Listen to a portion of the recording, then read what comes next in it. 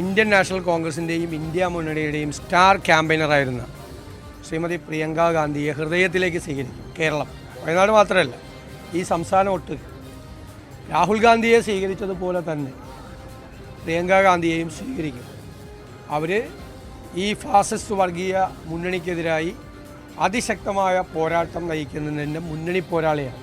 ആദ്യമായിട്ടാണ് തെരഞ്ഞെടുപ്പിൽ മത്സരിക്കുന്നത്. ഇതിനു മുൻപ് അവസരങ്ങളുണ്ടായപ്പോഴും മാറി നിൽക്കുകയായിരുന്നു. ഉചിതമായ തീരുമാനമാണ്, ആഹ്ലാദകരമായ തീരുമാനമാണ്. വൻ ഭൂരിപക്ഷത്തിൽ രാഹുൽ ഗാന്ധിക്ക് ഇപ്പോൾ കിട്ടിയതിനേക്കാൾ വലിയ ഭൂരിപക്ഷത്തിൽ വയനാട്ടിലെ വോട്ടർമാർ പ്രിയങ്ക ഗാന്ധിയെ വിജയിപ്പിക്കും എന്ന് ഞങ്ങൾക്ക് ഉറച്ച വിശ്വാസമുണ്ട്. ഇതുപോലൊരു നാടകത്തിലെ വശം കെട്ടിക്കാൻ രാഹുൽ ഗാന്ധിയെ പോലെ കാണുന്ന വലിയൊരാളെ കേരളത്തിലെ കോൺഗ്രസ് നേതാക്കന്മാർ ഇവിടെ കൊണ്ടുവരാൻ പാടില്ലായിരുന്നു. ഇതായിരുന്നു പദ്ധതിയെങ്കിൽ ജനങ്ങൾ വോട്ട് ചെയ്ത് രാഹുൽ ഗാന്ധിയെ വിജയിപ്പിച്ചു. ആ രാഹുൽ ഗാന്ധി രണ്ടാമത്തെ ആഴ്ച രാജിവെച്ച് തിരിച്ചു പോയിരിക്കുന്നു. ഇത് വേണ്ടായിരുന്നു. എന്തായാലും മത്സരം വന്നിരിക്കുന്നു. വയനാട് സീറ്റ് LDFൽ CPIക്കുള്ളതാണ്. ഈ രാഷ്ട്രീയ പോരാട്ടത്തിനെ രാഷ്ട്രീയമായി കണ്ടുകൊണ്ട് തന്നെ CPI അവിടെ മത്സരിക്കും. ആ മത്സരത്തിൽ രാഷ്ട്രീയ ആശയങ്ങൾ ഉയർത്തിപ്പിടിക്കും CPI. അല്ല, അത് മത്സരമാണ്. അത് വേറെ വിശിഷ്ടമൊന്നും വേണ്ട. മത്സരമാണ്. ഒരു വാക്കുകൂടെ പറയാനാണെങ്കിൽ ഞാൻ പറയും, ഈ മത്സര രംഗത്ത് നിന്ന് ചില സുഹൃത്തുക്കളൊക്കെ ആവശ്യപ്പെടും പോലെ LDF മാറി നിന്നാൽ ഉണ്ടാകാൻ പോകുന്നത് BJP ഭാഗത്തേക്കുള്ള വോട്ടുകളുടെ കൂട്ടൊഴുക്കായിരിക്കും. ഞങ്ങൾക്ക് LDFന് ഒന്നാം ശത്രു BJPയാണ് രാഷ്ട്രീയമായി. ആ BJPക്ക് ഗുണകരമായതൊന്നും LDF ചെയ്യില്ല, CPI ചെയ്യില്ല. അതുകൊണ്ട് തന്നെ ഞങ്ങൾ നിർബന്ധമായും അവിടെ മത്സരിക്കും. രാഹുൽ ഗാന്ധി ആവർത്തിച്ച് പറഞ്ഞത് വയനാട് എൻ്റെ കുടുംബമാണെന്നാണ്. ഇത്രയും അദ്ദേഹം എന്തായിരുന്നു ഉദ്ദേശിച്ചതെന്നുള്ള കാര്യം ഇപ്പോഴാണ് ജനങ്ങൾക്ക് മനസ്സിലായത്. പ്രിയങ്ക ഗാന്ധി അവിടെ കൊണ്ടുവന്നു. ഞാൻ പ്രതീക്ഷിക്കുന്നത് അളിയൻ വധേര ഗാന്ധിയെ പാലക്കാടും കൂടി മത്സരിപ്പിച്ചാൽ കേരളത്തിലെ കോൺഗ്രസിന്റെ നേതൃത്വം സംപൂജ്യരാവും, സംതൃപ്തി അടയും. ഇപ്പൊ ആൾക്കാർ പറയുന്നത് അടിച്ചു കയറി വാ അളിയ എന്നാണ്. ഇനി അളിയൻ പാലക്കാടേക്ക് അടിച്ചു കയറി വാന്നായിരിക്കും. അതുകൊണ്ട് നമുക്ക് കാണാം. നമസ്കാരം, പ്രൈം ഡിബേറ്റിലേക്ക് സ്വാഗതം. ഹിന്ദി ഹൃദയഭൂമിയിൽ രാഹുലിനെ ഉറപ്പിച്ചു നിർത്തി പ്രിയങ്കയെ കന്നി അംഗത്തിന് വയനാട്ടിലേക്ക് അയക്കുന്നത് ദേശീയ തലത്തിൽ ഡബിൾ എഞ്ചിന്റെ ഗുണം ചെയ്യുമെന്നാണ് കോൺഗ്രസ് പറയുന്നത്. വയനാട് മാത്രമല്ല, പാലക്കാട്ടും ചേലക്കരയിലും നിയമസഭാ ഉപതെരഞ്ഞെടുപ്പിലും ഇത് ഗുണമാകുമെന്നാണ് സംസ്ഥാന കോൺഗ്രസിന്റെയും UDFന്റെയും കണക്കുകൂട്ടൽ. പ്രിയങ്ക വരുന്നതിനെ LDF എതിർക്കുന്നതും നിയമസഭാ ഉപതെരഞ്ഞെടുപ്പിൽ പിന്നോട്ടടിക്കുമെന്ന ആശങ്കയിൽ കൂടിയാണ്. പ്രിയങ്കയുടെ വരവ് സംസ്ഥാന കോൺഗ്രസിനും ഡബിൾ എഞ്ചിൻ ഇഫക്റ്റോ? പ്രൈം ഡിബേറ്റ് ചർച്ച ചെയ്യുന്നു.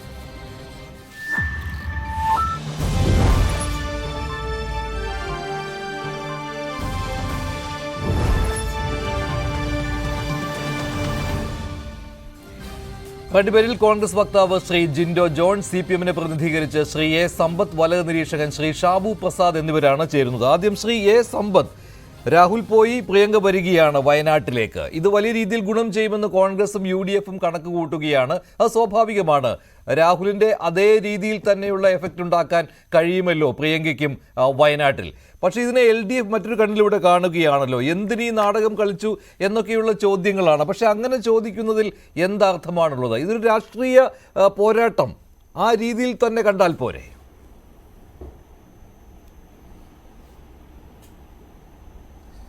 അതെ, രാഷ്ട്രീയ പോരാട്ടം എന്നത് വളരെ പ്രധാനപ്പെട്ട പോരാട്ടമാണ്. രാഷ്ട്രീയ പോരാട്ടം എന്നത് വളരെ സങ്കീർണമാണ്. രാഷ്ട്രീയ പോരാട്ടത്തിന് ആ ഒരു പോരാട്ടത്തിൻ്റെ ഒരു battle won is not a war won and a battle lost is not a war lost.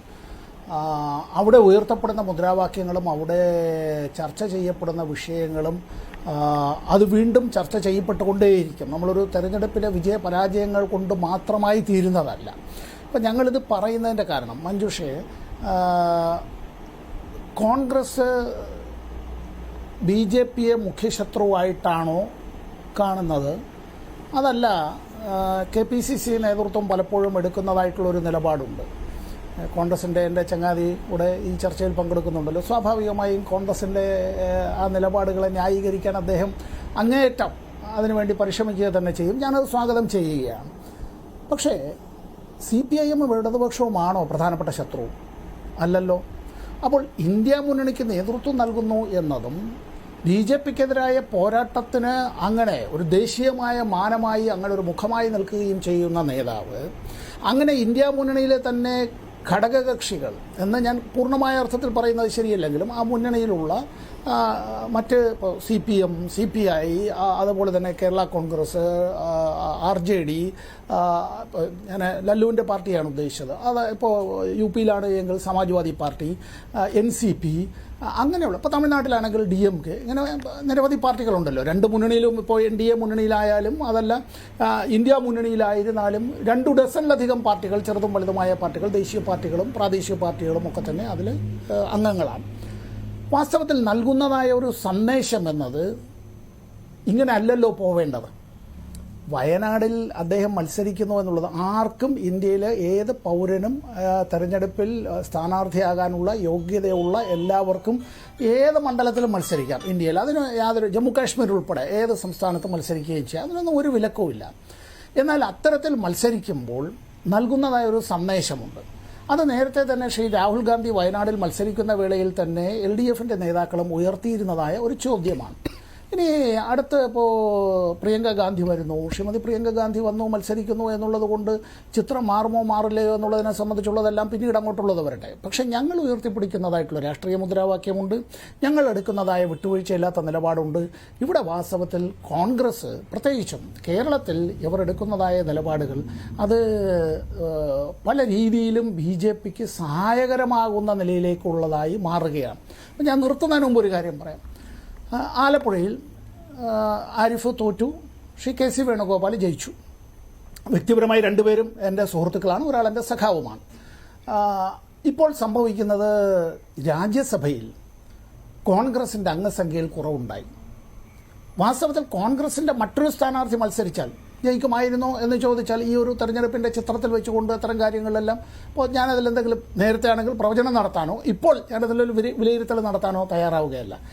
തങ്ങളുടെ കയ്യിലുള്ള ഒരു സീറ്റ് അത്തരത്തിൽ BJPക്ക് കാഴ്ചവെക്കുന്ന നിലയിലേക്ക് മാറിയില്ലേ എന്നുള്ളതാണ് എൻ്റെ വിനീതമായ ചോദ്യം. അവിടെ സംഭവിച്ചത് കോൺഗ്രസ് മറ്റൊരു സ്ഥാനാർത്ഥിയാണ് ജയിച്ചിരുന്നു എങ്കിൽ പോലും ഒരു ഹൈപ്പോത്തറ്റിക്കൽ സിറ്റുവേഷൻ ആണെന്ന് വെച്ചോളൂ. അങ്ങനെയാണെങ്കിൽ അങ്ങനെ ജയിച്ചാൽ പോലും വാസ്തവത്തിൽ ആ രാജ്യസഭാ സീറ്റ് നഷ്ടപ്പെടില്ലായിരുന്നു. ഇപ്പോൾ അടുത്തിടെ ഉണ്ടായ വാർത്തകളിൽ നമ്മൾ കണ്ടായിരുന്നല്ലോ, ഈ രാജ്യസഭയിൽ കോൺഗ്രസിൻ്റെ പ്രതിപക്ഷ നേതാവ് എന്നുള്ള പദവി, രാജ്യസഭയിൽ കോൺഗ്രസിൻ്റെ പ്രതിപക്ഷ നേതാവ് എന്നുള്ള പദവി നഷ്ടപ്പെടാതെ ഇരുന്നത് തന്നെ നെക്കായിട്ടാണ്.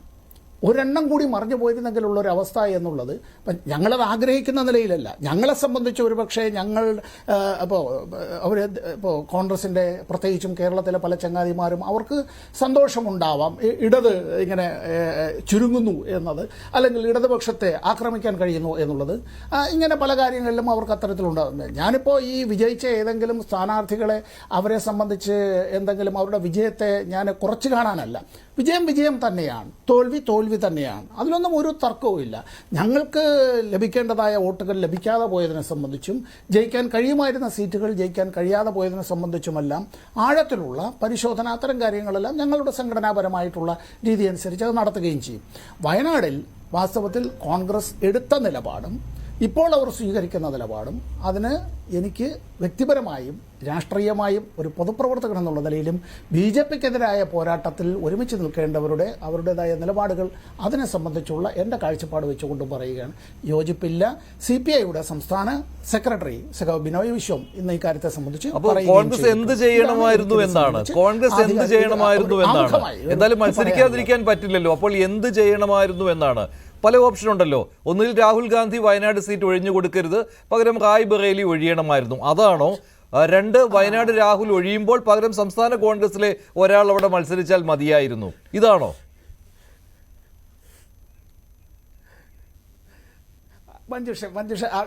മഞ്ജുഷ കൃത്യമായി പോയിന്റ് ബ്ലാങ്കായി ഞങ്ങളെ ഇത് ചർച്ചയിൽ പങ്കെടുക്കുന്നത് ഞങ്ങളെ പോയിന്റ് ബ്ലാങ്കായി തന്നെ മഞ്ജുഷ നിർത്തിയിരിക്കുകയാണ്. സഖാവ് രാജ ചോദിച്ചതുപോലെ താൻ ആ സ്ഥാനാർത്ഥി ഇപ്പോൾ വിജയിച്ച് ഇപ്പോൾ രാജിവെക്കുന്നു. അപ്പോൾ ശ്രീ രാഹുൽ ഗാന്ധി താൻ മറ്റൊരു മണ്ഡലത്തിൽ കൂടി മത്സരിക്കുന്നുണ്ട് എന്നും അത് ഇന്ന സംസ്ഥാനത്ത് ഇന്ന മണ്ഡലത്തിലാണ് എന്നും അദ്ദേഹം അന്ന് പറയാൻ തയ്യാറായില്ല. വയനാടിൽ മത്സരിക്കുമ്പോഴും വയനാടിൽ അതിൻ്റേതായിട്ടുള്ള ഒരു ഹൈപ്പ് ഉണ്ടാക്കുമ്പോഴും ശരിയാണ്, അതിൻ്റേതായ ഓളവും മലയാളികളും എല്ലാം ഉണ്ടാവും. ദേശീയ നേതാവ് തന്നെയാണല്ലോ, അതിലൊന്നും ഒരു തർക്കവുമില്ല. എന്തുകൊണ്ട് അവിടുത്തെ ജനങ്ങളോട് പറഞ്ഞില്ല? സഖാവ് രാജയും ചോദിച്ചൊരു ചോദ്യമാണ്.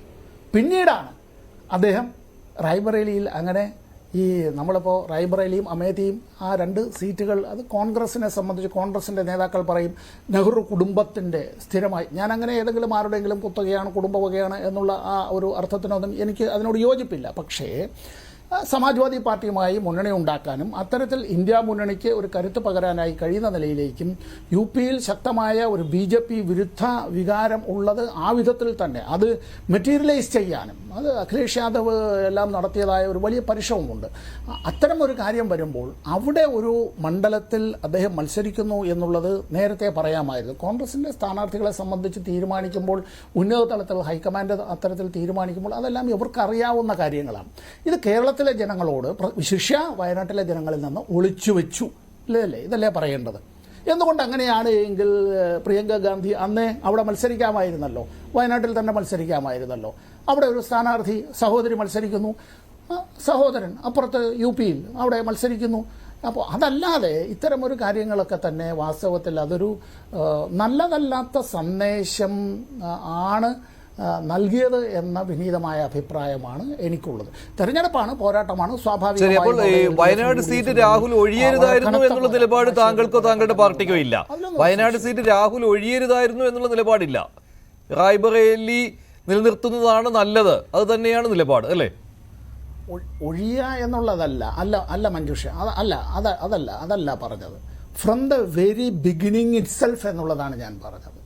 നമ്മളൊരു അത്തരത്തിൽ നമ്മുടെ സമ്മതിദായകരോട് ജനങ്ങളോട് ഒരു രാഷ്ട്രീയ സത്യസന്ധത സ്ഥാനാർത്ഥിയും നേതാവ് ആ പാർട്ടിയും മുന്നണിയും പുലർത്തണമായിരുന്നു എന്നുള്ളതാണ് ഞാൻ പറഞ്ഞത്. ജിൻഡോ 2 കാര്യങ്ങളാണ് കാര്യത്തിൽ അവിടുത്തെ ജനങ്ങളെ വിശ്വാസത്തിലെടുക്കുമ്പോൾ ആദ്യമേ പറയണമെന്ന്. അതുകൊണ്ടാണ് there was something wrong from the very beginning itself. ശരി, ശ്രീ ജിൻഡോ ജോൺ 2 കാര്യങ്ങളാണ്. ഒന്ന്, BJP ആണോ നേരിടുന്നത് എന്നുള്ള സംശയം സമ്പത്തിനുണ്ട് കോൺഗ്രസ്. 2 എന്ന് പറയുന്നത് വയനാട്ടിലെ ജനങ്ങളോട് എന്തിനു മറച്ചു വെച്ചു താൻ മറ്റൊരു മണ്ഡലത്തിൽ കൂടി ഉത്തർപ്രദേശിലെ റായ്ബറേലിയിൽ കൂടി മത്സരിക്കുന്നുണ്ട് എന്ന കാര്യം എന്തിനു മറച്ചു വെച്ചു? അത് പോളിംഗ് കഴിഞ്ഞതിന് ശേഷമാണല്ലോ ഹൈക്കമാൻഡ് അങ്ങനെ ഒരു തീരുമാനം പ്രഖ്യാപിച്ചത്. ഈ 2 കാര്യങ്ങളാണ് CPM ചൂണ്ടിക്കാട്ടുന്നത്.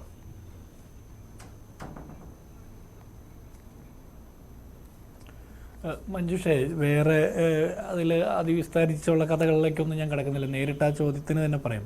ഇവിടെ കോൺഗ്രസ് BJP ആണോ നേരിടുന്നത് എന്നുള്ള ചോദ്യത്തിന് സമ്പത്ത് ഉൾപ്പെടെയുള്ള CPMൻ്റെ നേതാക്കന്മാർക്ക് ഇപ്പോഴും സംശയമുണ്ടെങ്കിൽ അത് അവർ ഈ ഇന്ത്യ മഹാരാജ്യത്തെ 2024 തെരഞ്ഞെടുപ്പ് റിസൾട്ടിനെ കുറിച്ച് കാര്യമായിട്ട് മനസ്സിലാക്കാതെ പറയുന്നതാണ്.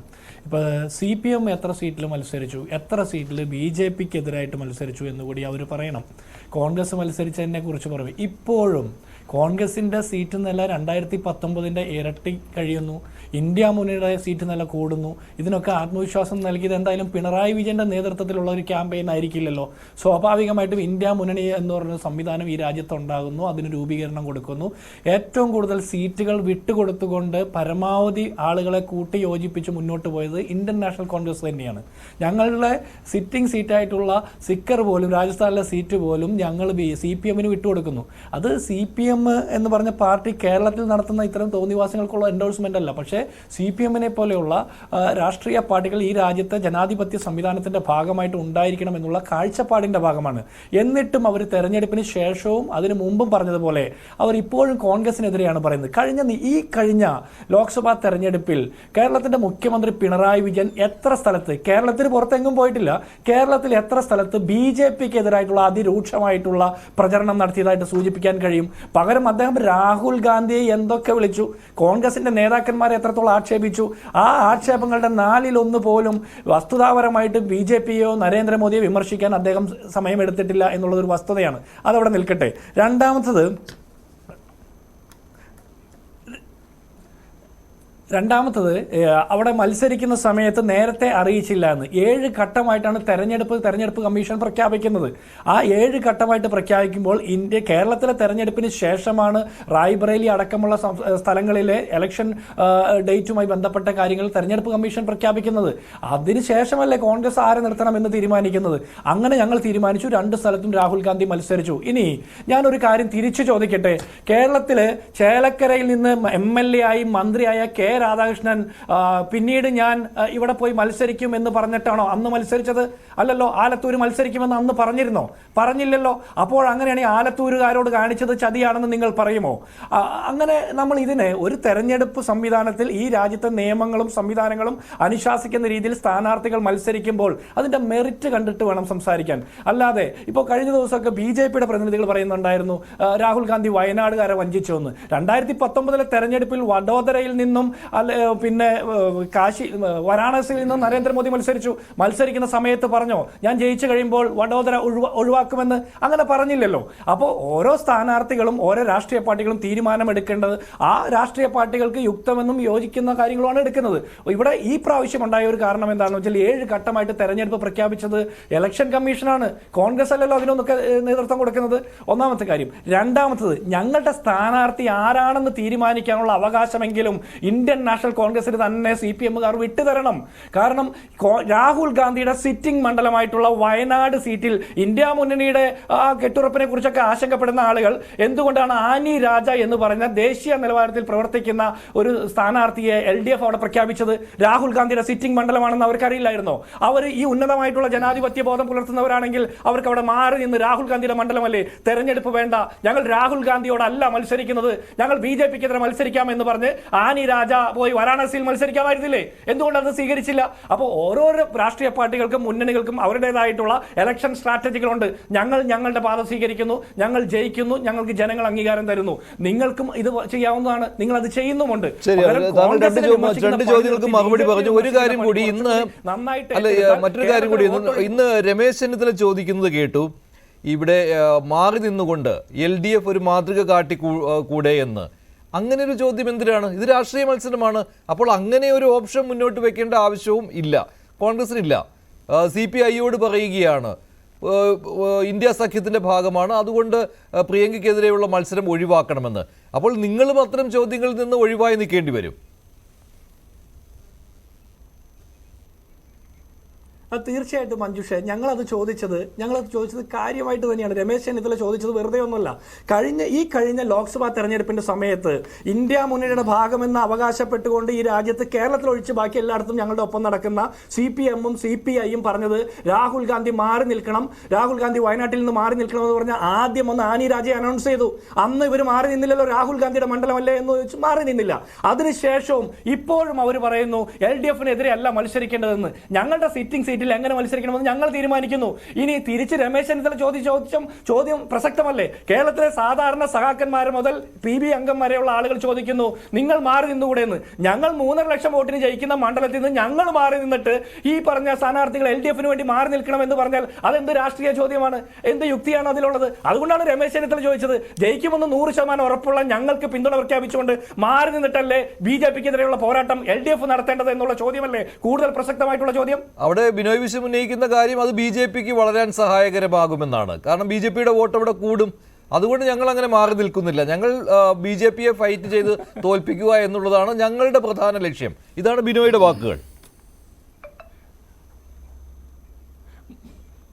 മഞ്ജുഷ, അതിൻ്റെ ഒരു പ്രശ്നം അതായത് അവർ മാറി നിന്നാൽ കോൺഗ്രസിന് കിട്ടാതെ ആ വോട്ട് BJP-യിലേക്ക് പോകുമെന്ന് പറഞ്ഞാൽ അതിന്റെ അർത്ഥം എന്താ? അതിന്റെ അർത്ഥം LDF-ന്റെ വോട്ടുകൾ BJP-യിലേക്ക് പോകാൻ വേണ്ടിയിട്ട് വെമ്പൽ കൊണ്ട് നിൽക്കുകയാണെന്നല്ലേ? അവർക്കൊരു സ്ഥാനാർത്ഥി ഇല്ലെങ്കിൽ ആ വോട്ടുകളൊക്കെ BJP-യിലേക്ക് പോകുമെന്ന് പറഞ്ഞാൽ അതിന്റെ അർത്ഥം കോൺഗ്രസ് വിമുക്ത ഭാരതം എന്ന് ആവശ്യപ്പെടുന്ന BJP-ക്ക് പിന്തുണ പ്രഖ്യാപിക്കാൻ കേരളത്തിലെ LDF-ന്റെ വോട്ടുകൾ നിൽക്കുന്നതല്ലേ അതിന്റെ അർത്ഥം? ശരി, ശ്രീ ഷാബു പ്രസാദ്, നിങ്ങൾക്ക് ഇക്കാര്യത്തിൽ ഒരു പങ്കാളിത്തവുമില്ല. കാരണം വയനാട് എന്ന് പറയുന്നത് BJP-ക്ക് വോട്ടുകൾ കേരളത്തിലെ ഏറ്റവും കുറഞ്ഞ മണ്ഡലങ്ങളിൽ ഒന്നാണ്. അത് ഇത്തവണത്തെ ലോക്സഭാ തെരഞ്ഞെടുപ്പിലും പ്രതിഫലിച്ചുവല്ലോ. BJP അത്രമാത്രം പ്രതീക്ഷയുമില്ല. സംസ്ഥാന പ്രസിഡന്റ് മത്സരിച്ചുവെങ്കിൽ കൂടി വലിയ വർധനവൊന്നും ഇക്കാര്യത്തിൽ ഉണ്ടായിട്ടുമില്ല. വയനാട് സീറ്റ് അങ്ങനെയാണ്, മറ്റ് സീറ്റുകളെ പോലെ അങ്ങനെ BJP-ക്ക് വളക്കൂറുള്ള ഒരു സ്ഥലമല്ല. പക്ഷെ നിങ്ങളിവിടെ പരിഹാസത്തിൻ്റെ രീതിയിലാണ് മുന്നോട്ട് വരുന്നത്. ഇന്ന് സുരേന്ദ്രൻ തന്നെ പറയുകയാണ് ഒരു കുടുംബ പാർട്ടി എന്നുള്ള കാര്യം അരക്കെട്ട് ഉറപ്പിക്കുന്ന കാര്യം തന്നെയാണ് സംഭവിച്ചിരിക്കുന്നത്. ഇനി റോബർട്ട് വാദ്ര കൂടി വന്നാൽ മതി, അത് പാലക്കാട് കൊണ്ട് ഇറക്കിയാൽ മതി, അതോടെ ഹൈക്കമാൻഡിന് പൂർണ്ണ തൃപ്തിയാകുമെന്ന്. എന്തിനാണ് ഇത്തരത്തിലുള്ള പരിഹാസ ചുവയുള്ള വാക്കുകൾ പ്രയോഗിക്കുന്നത്? പ്രിയങ്കയുടെ വരവ് എന്തായാലും കോൺഗ്രസ് ആഘോഷിക്കുകയാണ്. സ്വാഭാവികമായിട്ടും അവർ ഇതിൽ നിന്ന് ഡബിൾ എഞ്ചിൻ ഇഫക്റ്റാണ് പ്രതീക്ഷിക്കുന്നത്. ദേശീയ തലത്തിൽ മാത്രമല്ല, അറിയാമല്ലോ കേരളത്തിൽ 2 നിയമസഭാ ഉപതെരഞ്ഞെടുപ്പുകൾ നടക്കാൻ ഉണ്ട്. ഈ വയനാടിൻ്റെ കൂട്ടത്തിൽ തന്നെ അത് നടക്കുവാനുള്ള സാധ്യത ഏറെയുമാണ്, പാലക്കാടും ചേലക്കരയും. അപ്പോൾ അതുകൂടി അവർ ആഗ്രഹിക്കുന്നുണ്ട്. അതാണ് സംസ്ഥാന സർക്കാരിന് ഇപ്പോൾ, സംസ്ഥാന കോൺഗ്രസിന് ഇപ്പോൾ ഇരട്ട സന്തോഷം വരുന്നത്.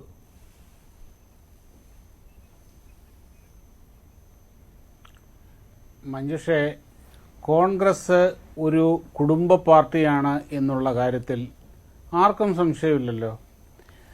ഈ നെഹ്റു കുടുംബത്തിനെ വിട്ട് നെഹ്റു കുടുംബത്തിന് പുറത്തേക്ക് ചിന്തിക്കാൻ പോലും കോൺഗ്രസിന് കഴിയില്ല എന്നുള്ളതും ഇവിടെ വ്യക്തമായ കാര്യമാണല്ലോ. ഇപ്പോൾ ഈ രാഹുലായാലും ശരി, പ്രിയങ്കയായാലും ശരി, ഈ കോൺഗ്രസിൻ്റെ ഉന്നത സ്ഥാനത്തിരിക്കുന്നതിൻ്റെ കാരണം എന്താണ്? അവർ ഗ്രാസ് റൂട്ട് ലെവലിൽ വർക്ക് ചെയ്ത് വളർന്നു വന്നവരാണോ? അവരുടെ കോൺഗ്രസിലെ പ്രവർത്തന പാരമ്പര്യം, കോൺഗ്രസിലെ പ്രവർത്തന പാരമ്പര്യം എന്ന് പറയുന്നത് എന്തുണ്ട്? ഈ പ്രിയങ്കയ്ക്കാണെങ്കിൽ ഈ 5 വർഷം കൂടിയിരിക്കുമ്പം തെരഞ്ഞെടുപ്പ് നടക്കുമ്പം ആങ്ങളയ്ക്ക് വേണ്ടിയിട്ടും അമ്മയ്ക്ക് വേണ്ടിയിട്ടും അല്ലെങ്കിൽ കുറച്ച് കോൺഗ്രസ് സ്ഥാനാർത്ഥികൾക്കും വേണ്ടി പോയി പ്രസംഗിക്കുക, പ്രചരണം നടത്തുക. ഇത് മാത്രമല്ലേ പ്രിയങ്ക ഗാന്ധി ചെയ്തിട്ടുള്ള ഒരു രാഷ്ട്രീയ പ്രവർത്തനം എന്നുള്ളത്? രാഹുൽ ഗാന്ധി ഈ ഉന്നത സ്ഥാനത്ത് എത്തിയതിന്റെ കാരണം എന്താണ്? മറ്റൊന്നുമല്ലല്ലോ. നെഹ്റു കുടുംബത്തിൽ ജനിച്ചു, രാജീവ് ഗാന്ധിയുടെ മകനാണ്, ഇന്ദിരാഗാന്ധിയുടെ ചെറുമകനാണ്. ഇത് മാത്രമല്ലേ ഇതിന്റെ കാരണം, അല്ലാതെ വേറൊന്നുമല്ലല്ലോ. അപ്പം ഈ ഒരു കുടുംബത്തിലെ അംഗങ്ങളിൽ മാത്രം കടന്ന് ചുറ്റിത്തിരിയുന്ന ഒരു പാർട്ടിയെ എതിർപക്ഷത്തുള്ളവർ പരിഹസിക്കും. അവർക്ക് അതിനപ്പുറത്തേക്ക് ചിന്തിക്കാൻ കഴിയുന്നില്ല എന്നുള്ളത് അവരുടെ ഏറ്റവും വലിയ ദൗർബല്യമാണ്. അവരത് വലിയ ശക്തിയായിട്ടായിരിക്കും വിചാരിക്കുന്നത്. ഒന്നാലോചിച്ച് നോക്കൂ, ഈ നെഹ്റു കുടുംബം മുൻ പ്രധാനമന്ത്രി രാജീവ് ഗാന്ധിയുടെ മരണത്തിന് ശേഷം കുറച്ചു കാലം കോൺഗ്രസിൽ നിന്ന് അകന്നു നിന്നിരുന്നു. അന്ന് നേരിട്ടുള്ള പ്രവർത്തനത്തിൽ നിന്ന് അന്ന് എന്തായിരുന്നു കോൺഗ്രസിന്റെ അവസ്ഥ? കോൺഗ്രസിന്റെ അകത്ത് ജനാധിപത്യപരമായ രീതിയിൽ തെരഞ്ഞെടുക്കപ്പെട്ട ഒരു പ്രസിഡന്റ് അക്കാലത്തുണ്ടായിരുന്നു, സീതാറാം കേസരി. സോണിയാഗാന്ധി തിരിച്ചു വരുന്നു എന്ന് കേട്ട നിമിഷം തെരഞ്ഞെടുക്കപ്പെട്ട അവരുടെ പ്രസിഡന്റിനെ കസേരയോടെ തൂക്കിയെടുത്ത് പുറത്തു കളയുകയാണ് ചെയ്തത്. പറഞ്ഞില്ലേ? ഇതാണ് ആ പാർട്ടി. ആ പാർട്ടി മറ്റുള്ളവരുടെ മുമ്പിൽ പരിഹാസപാത്രമാകും. അത് സ്വാഭാവികമാണത്. അത്രയേ ഉള്ളൂ. ഞാനതിനെ അങ്ങനെ കാണുന്നുള്ളൂ. പിന്നെ മറ്റൊന്ന്, ഇവിടെ എനിക്ക് സത്യം പറയാമല്ലോ, നിങ്ങൾ ഈ പ്രിയപ്പെട്ട അദ്ദേഹം നല്ലൊരു ഡിബേറ്ററുമാണ്. അദ്ദേഹം കിടന്ന് ആ സ്ലിപ്പറി ഗ്രൗണ്ടിൽ കിടന്ന് കഷ്ടപ്പെടുന്നത് കണ്ട് സത്യം പറഞ്ഞാൽ എനിക്ക് തന്നെ വിഷമം തോന്നുന്നു. ശ്രീ ബഹുമാനപ്പെട്ട സമ്പത്തിന്റെ അവസ്ഥ കണ്ടിട്ട് അദ്ദേഹം തുറന്ന് പറയുകയും ചെയ്തു, എന്നെ ഈ പോയിന്റ് ബ്ലാങ്കിൽ നിർത്തിയാണ് നിങ്ങൾ ഈ കളി കളിക്കുന്നത് എന്ന് തുറന്ന് പറയുകയും ചെയ്തു. അദ്ദേഹം ഇവിടെ പറയാതെ പറയുന്നത് ഞങ്ങളുടെ അവസ്ഥ കേരളത്തിൽ കണ്ടോ, എന്തൊരു ദയനീയമാണ്. ഞങ്ങളും BJPയും ഒപ്പത്തിനൊപ്പമാണ്. ഞങ്ങൾക്ക് ഒരു സീറ്റ്, BJPക്ക് ഒരു സീറ്റ്. ഈ ഒരു സമയത്ത് ഈ ദയനീയ അവസ്ഥയെങ്കിലും പരിഗണിച്ച് ദയവ് ചെയ്ത വയനാട് സീറ്റിലെങ്കിലും ഞങ്ങളൊന്ന് വിജയിപ്പിച്ച്, നിങ്ങളൊന്ന് സഹായിച്ച്, ഞങ്ങളെ ഒന്ന് BJPയുടെ മുമ്പിലൊന്ന് കയറ്റാൻ ഒന്ന് സഹായിച്ചു കൂടെ കോൺഗ്രസേ എന്ന് പറയാതെ പറഞ്ഞുകൊണ്ട് അവരുടെ കാലിൽ കെട്ടി വീഴുന്ന ആ ഒരു മാനസികാവസ്ഥയിലാണ് ഈ CPM. അതല്ല സമ്പത്ത് ഉദ്ദേശിച്ചത്. രാഹുൽ ഏത് സീറ്റ് ഒഴിയണം എന്നുള്ള ചോദ്യം ചോദിച്ചപ്പോഴാണ്. അപ്പോൾ വയനാട് ഒഴിയാതെ റായ്ബറേലി ഒഴിയുന്നതാണോ നല്ലത്? കാരണം ദേശീയ തലത്തിൽ നോക്കുമ്പോൾ ഈ റായ്ബറേലി രാഹുൽ ഒഴിയാതിരിക്കുന്നതാണല്ലോ ഇന്ത്യ സഖ്യത്തിനും താല്പര്യം. അപ്പോൾ അതിനെയാണ് സമ്പത്ത് ആ രീതിയിൽ പറഞ്ഞത്. ആ ഒരു ചോദ്യം പോയിന്റ് ബ്ലാങ്കിലായി പോയല്ലോ എന്നല്ലാതെ ഒരു സീറ്റിന് വേണ്ടി കേഴുന്നതാണോ എന്ന് എനിക്ക് തോന്നുന്നില്ല. ശരി, ഇനി ആയിക്കോട്ടെ. ഇനിയിപ്പം 2 സീറ്റിൽ മത്സരിക്കുമ്പോൾ 2 സീറ്റിൽ മത്സരിച്ച് ജയിച്ചാൽ ഒരു സീറ്റ് ഒഴിയണം എന്നുള്ളത് ആർക്കാണ് അറിയാൻ വയ്യാത്ത ആ ഏത് സീറ്റാണ് ഒഴിയാൻ പോകുന്നത് എന്നൊന്നും ആരും നേരത്തെ കൂട്ടിയൊന്നും പ്രഖ്യാപിക്കാറുമില്ല. അതൊക്കെ നമുക്കറിയാവുന്ന കാര്യമാണ്. ഇവിടെ ബഹുമാനപ്പെട്ട മന്ത്രി രാധാകൃഷ്ണൻ ഇവിടെ മത്സരിച്ചപ്പോൾ, ഇപ്പം ആലത്തൂർ മത്സരിച്ചല്ലോ, ജയിച്ചു വന്നു കഴിഞ്ഞാൽ ഞാൻ ചേലക്കര ഒഴിയും എന്ന് അദ്ദേഹം പറഞ്ഞിട്ടൊന്നുമില്ലല്ലോ. അതൊക്കെ നമ്മളങ്ങ് മനസ്സിലാക്കുക എന്നുള്ളതേ ഉള്ളൂ. 2 സീറ്റിൽ ജയിച്ചാൽ ഉപതെരഞ്ഞെടുപ്പ് നടക്കുമ്പോൾ ഏത് സീറ്റിലാണോ പരാജയ സാധ്യത കൂടുതലുള്ളത് ആ സീറ്റ് നിലനിർത്തുക എന്നുള്ളതാണ് പരമ്പരാഗതമായ ഒരു രീതി. അതിന് വിരുദ്ധമായിട്ട് ഒരിക്കലേ സംഭവിച്ചിട്ടുള്ളൂ എൻ്റെ ഓർമ്മയിൽ. 1991 തെരഞ്ഞെടുപ്പിൽ LK അദ്വാനി ഗാന്ധിനഗറിലും ന്യൂഡൽഹിയിലും മത്സരിച്ചു. ന്യൂഡൽഹിയിൽ വളരെ കുറഞ്ഞ ഒരു ഭൂരിപക്ഷത്തിനാണ് അദ്ദേഹം ജയിച്ചത്. സാധാരണഗതിയിൽ കുറഞ്ഞ ഭൂരിപക്ഷമുള്ള സ്ഥലം നിലനിർത്തും. പക്ഷേ അദ്ദേഹം കുറഞ്ഞ ഭൂരിപക്ഷം ഉണ്ടായിരുന്ന ന്യൂഡൽഹി ആണ് രാജിവെച്ചത്. ആ ന്യൂഡൽഹിയിൽ ഉപതെരഞ്ഞെടുപ്പ് നടന്നപ്പോൾ കോൺഗ്രസ് ആണ് ജയിച്ചത്, BJP പരാജയപ്പെടുകയും ചെയ്തു. അങ്ങനെയല്ലാതെ ഇപ്പോൾ പണ്ട് K കരുണാകരൻ മാളയും നേമത്തും ഒരുമിച്ച് ഇവിടെ മത്സരിച്ചിട്ടുണ്ട്, കേരളത്തിൽ തന്നെ മത്സരിച്ചിട്ടുണ്ട്. അങ്ങനെ ഇഷ്ടം പോലെ നടക്കുന്നുണ്ട്. കാര്യം നമ്മുടെ നിയമം അതിനനുസരിക്കുന്നുണ്ട്. ദേവിലാല് 3 മണ്ഡലത്തിൽ ഒരുമിച്ച് മത്സരിച്ചിട്ടുണ്ട്. അപ്പം അതൊക്കെ ഇവിടെ നടക്കും. ഏത് മണ്ഡലം നിലനിർത്തണമെന്നോ, അതായത് വിജയസാധ്യത കൂടുതലുള്ള മണ്ഡലം ഒഴിയുക, പരാജയ സാധ്യത കൂടുതലുള്ള മണ്ഡലം നിലനിർത്തുക എന്നുള്ളതാണ് പൊതുവെ അനുവർത്തിക്കുന്ന ഒരു രീതി. അതനുസരിച്ച് രാഹുൽ ഗാന്ധി വയനാട് ഇനി എന്ത് തന്നെ സംഭവിച്ചാലും, എന്ത് ആകാശം ഇടിഞ്ഞു വീണാലും വയനാട്ടിൽ അവർക്ക് ജയിക്കാൻ കഴിയും എന്നവർക്ക് ഉറപ്പുണ്ട്. വയനാട്ടിൽ BJP എന്നത് അവരെ സംബന്ധിച്ചിടത്തോളം വലിയൊരു ഭീഷണിയല്ല എന്നവർക്ക് തോന്നുന്നു. അങ്ങനെ അവർ വയനാട് സീറ്റ് ഒഴിയുന്നു. കോൺഗ്രസ് കാര്യം ഈ പറഞ്ഞ പോലെ അവർക്ക് ആ നെഹ്റു കുടുംബത്തിന് പുറത്തേക്ക് ഒരു ചിന്തിക്കാൻ പോലും ആവാത്തത് കൊണ്ട് ആ സീറ്റിൽ പ്രിയങ്ക ഗാന്ധി നിൽക്കുന്നു. പിന്നെ ഇന്ന് കെ സുരേന്ദ്രൻ പറഞ്ഞ ഒരു സർക്കാസ്റ്റിക് കമന്റ് എനിക്ക് വളരെ ഇഷ്ടപ്പെട്ടു. വയനാട് എൻ്റെ കുടുംബമാണ് എന്ന് രാഹുൽ ഗാന്ധി പറഞ്ഞത് ഇപ്പോഴാണ് അന്വർത്ഥമായത് എന്ന്. അതായത് അദ്ദേഹത്തിന്റെ കുടുംബമായിട്ട് പെങ്ങളെ തന്നെ, സഹോദരിയെ തന്നെ അവിടെ കൊണ്ട് നിർത്തി. അതൊക്കെ എന്ന് പറഞ്ഞു കഴിഞ്ഞാൽ നമ്മൾ അതിനെ ഒരു സർക്കാസ്റ്റിക് ആയിട്ട് അങ്ങനെ ഒത്തിരി ഒരു കാര്യം എല്ലാവരും പരസ്പരം ശരിയാണ്, അതൊരു പരിഹാസ രീതിയിൽ പറഞ്ഞു എന്നേ ഉള്ളൂ. ശരി, ശ്രീ എ സമ്പത്ത്, ഇപ്പോൾ ഷാബു പറഞ്ഞത് അതിന് താങ്കൾക്ക് മറുപടി പറയേണ്ടതാണല്ലോ. ഈ കേരളത്തിൽ ലോക്സഭാ തെരഞ്ഞെടുപ്പിൽ 1-1 എന്നുള്ളതാണ്. 18-1-1, അതായത് LDFനും BJPക്കും ഒരേ ലെവലാണ്. അപ്പോൾ അതിൽ താങ്കൾ ഉരുണ്ട് കളിച്ചതാണ്. ഒരു സീറ്റെങ്കിലും ഞങ്ങൾക്ക് തരൂ എന്നുള്ള അപേക്ഷയാണ് നടത്തിയത് എന്നാണ് അദ്ദേഹം പറയുന്നത്. പക്ഷേ ഞാൻ ചോദിച്ചത് ഇതായിരുന്നു, ഈ റായ്ബറേലി നിലനിർത്തുന്നതാണോ വയനാട് നിലനിർത്തുന്നതാണോ നല്ലത്? അത് ഏത് നിലപാടാണ് CPMനുള്ളത് എന്ന്?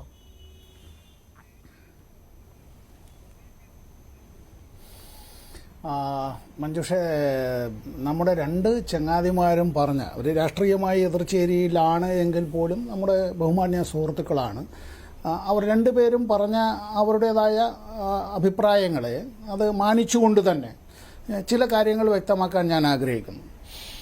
ഒന്ന്, ജിൻഡോ പറഞ്ഞൊരു കാര്യം, ഈ രാജസ്ഥാനിലെ സിക്കർ സീറ്റ് കോൺഗ്രസിൻ്റെ സിറ്റിംഗ് സീറ്റ് ആയിരുന്നോ ജിൻഡോ? നമ്മൾ ഈ രാഷ്ട്രീയമായി മറുചേരിയിൽ നിൽക്കുന്നവരെ വല്ലാതെ ആക്രമിക്കുമ്പോൾ ചില സമയങ്ങളിലെങ്കിലും നമ്മളെങ്ങനെ ഫാക്ച്വൽ എറേഴ്സ് അത്തരത്തിൽ വരുന്നത് തിരുത്തിപ്പോകുന്നതല്ലേ നല്ലത്? 2019 ഏതാണ്ട് 3 ലക്ഷം വോട്ടുകളുടെ ഭൂരിപക്ഷത്തിൽ കോൺഗ്രസിന്റെ സ്ഥാനാർത്ഥിയെ പരാജയപ്പെടുത്തിക്കൊണ്ട് സിക്കറിൽ നിന്ന് വിജയിച്ചത് BJPയുടെ നേതാവ്, BJPയുടെ സ്ഥാനാർത്ഥി എന്ന സ്വാമി സുമേധാനന്ദ സരസ്വതി, ശരിയല്ലേ ഷാബു? സ്വാമി സുമേധാനന്ദ സരസ്വതി അല്ലേ സിക്കറിൽ 2019 എന്ന 3 ലക്ഷം വോട്ടുകളുടെ ഭൂരിപക്ഷത്തിൽ അവിടെ BJPയുടെ സീറ്റാണ്. BJP MP ആണ് അവിടെ ഉണ്ടായിരുന്നത്. അവിടെ എനിക്ക് തോന്നുന്നത് BJPയുടെ സീറ്റാണ്. അത് കോൺഗ്രസ് എന്നൊന്നും തെറ്റിദ്ധരിച്ചു കളയരുത്. CPIMനെ പരിഹസിക്കണമെന്നുള്ളത് കൊണ്ട് ഏത് ആയുധവും എടുത്തങ്ങ് ഇത് കളയാമെന്ന് തെറ്റിദ്ധരിച്ചു കളയരുത്. നമ്മളെ ഇത്തരത്തിൽ നമ്മുടെ വാക്കുകൾ കേട്ടുകൊണ്ട് കണ്ടുകൊണ്ടിരിക്കുന്നതിൽ പല ആളുകളും രാഷ്ട്രീയ വിദ്യാർത്ഥികൾ കൂടിയാണ്. അവരെ നമ്മൾ വല്ലാതെ അങ്ങനെ തെറ്റു പഠിപ്പിക്കരുത് ദയവ് ചെയ്ത്.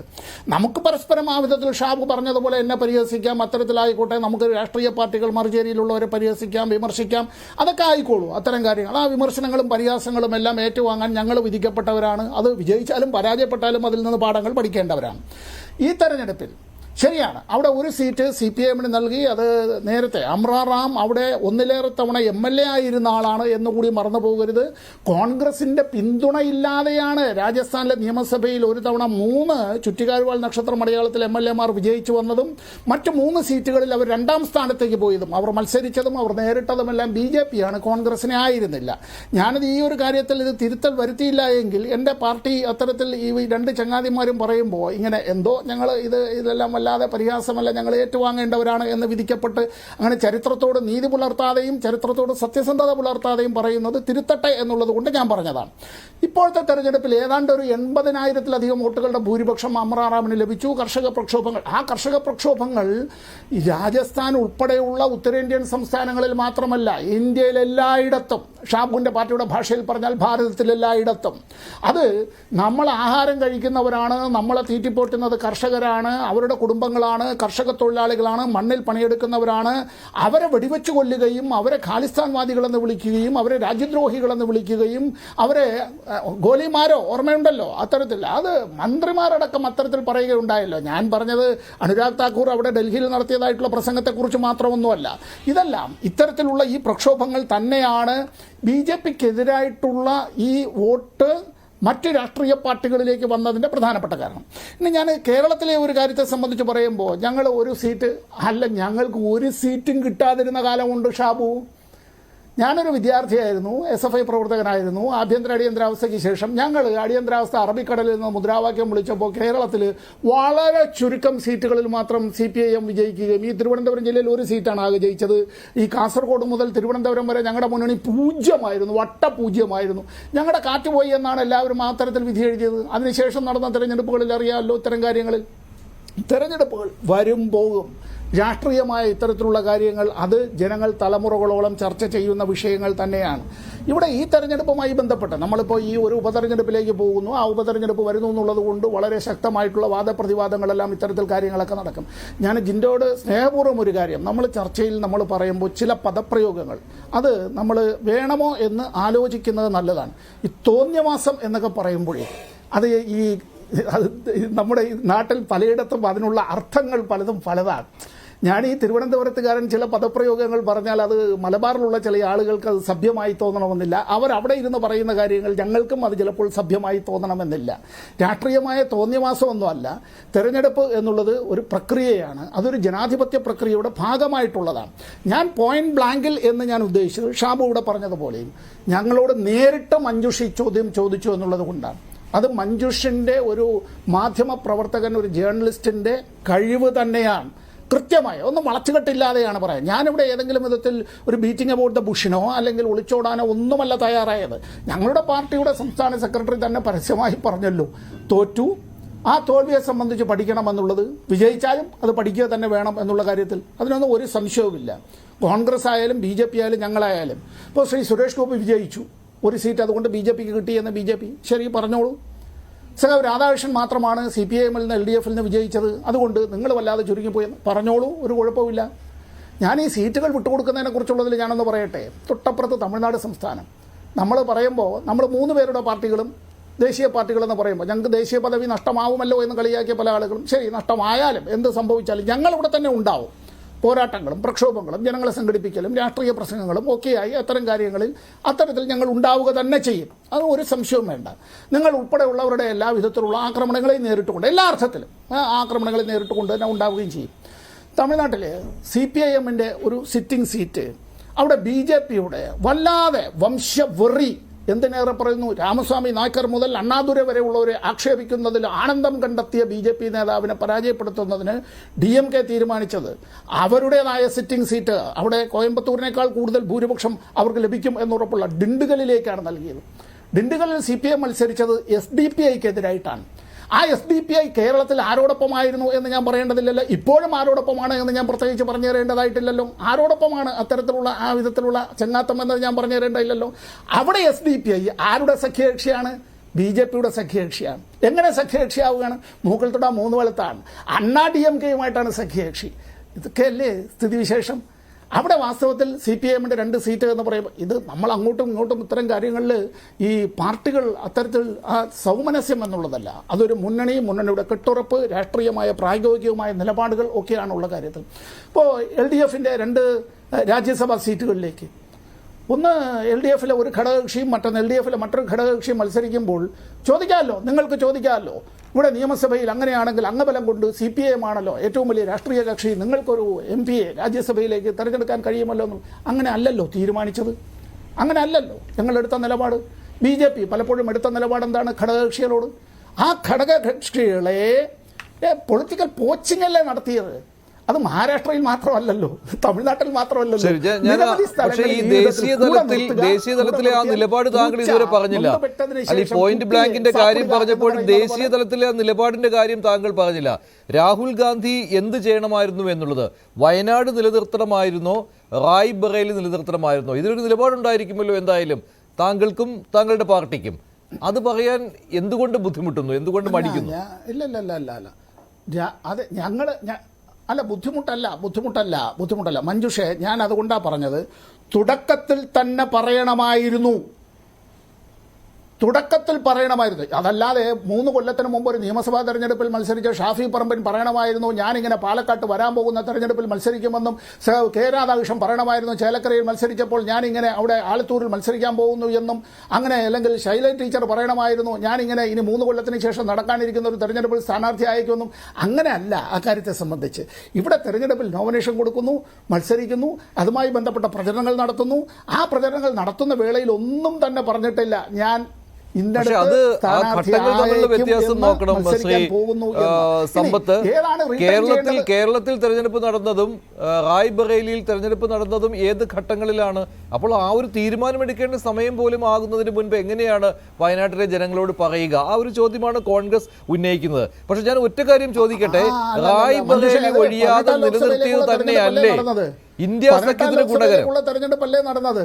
ഈ തെരഞ്ഞെടുപ്പ് നടന്നത് അല്ല ഒറ്റ ചോദ്യമേ ഉള്ളൂ. ഞാൻ തിരിച്ചെന്റെ ചോദ്യം ഇത്രയേ ഉള്ളൂ. ഇന്ത്യയുടെ ലോക്സഭയിലേക്ക് 18ാം ലോക്സഭയിലേക്കുള്ള തെരഞ്ഞെടുപ്പാണല്ലോ നടന്നത്. 18ാം ലോക്സഭയിലേക്കുള്ള തെരഞ്ഞെടുപ്പ് നടക്കുന്ന വേളയിൽ ഇത്തരത്തിൽ പല ഘട്ടങ്ങളായി സ്ഥാനാർത്ഥികൾ അവരുടെ സ്ഥാനാർത്ഥി പട്ടിക പുറത്തിറക്കുമ്പോഴും ഈ 5ാം ഘട്ടവും 6ാം ഘട്ടവും എല്ലാം കാത്തിരുന്നിട്ടല്ലോ സ്ഥാനാർത്ഥി പട്ടിക പുറത്തിറക്കിയത്. CPIഎം അങ്ങനെയാണോ സ്ഥാനാർത്ഥി പട്ടിക പുറത്തിറക്കിയത്? BJP അങ്ങനെയാണോ സ്ഥാനാർത്ഥി പട്ടിക പുറത്തിറക്കിയത്? പല ഘട്ടങ്ങളിലായിട്ടാണ് പുറത്തിറക്കിയത്. അങ്ങനെയാണ് പല ഘട്ടങ്ങളിലായിട്ടാണ് സ്ഥാനാർത്ഥി പട്ടിക പുറത്തിറക്കിയത്. ഒറ്റയടിക്കല്ല വന്നത് എന്നുള്ളത് ഞാൻ സമ്മതിച്ചു. ഒറ്റയടിക്കല്ല സ്ഥാനാർത്ഥി പട്ടിക പുറപ്പെടുവിച്ചത് എന്നുള്ളത് ഞാൻ സമ്മതിച്ചു.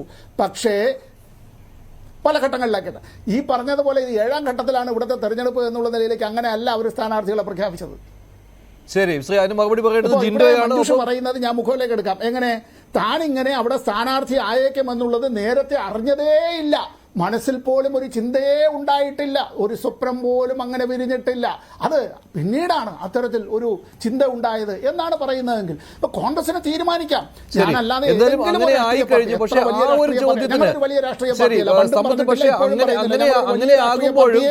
അങ്ങനെയാകുമ്പോഴും റായ് ബറേലി നിലനിർത്തുന്നത് തന്നെയല്ലേ ഉചിതം? അത് കോൺഗ്രസിന് മാത്രമല്ല ഇന്ത്യ സഖ്യത്തിനും ഉചിതം അത് തന്നെയല്ലേ? കാരണം ഹിന്ദി ഹൃദയഭൂവിൽ BJPയുമായിട്ട് നേരിട്ട് ഏറ്റുമുട്ടി വിജയിച്ച ഒരു മണ്ഡലമാണ്. അപ്പോൾ ആ പോരാട്ടം തുടരുന്നതിന് വേണ്ടി അത് തന്നെയല്ലേ അഭികാമ്യം? അതിൽ CPIഎമ്മിന് എതിർ നിലപാടുണ്ടോ?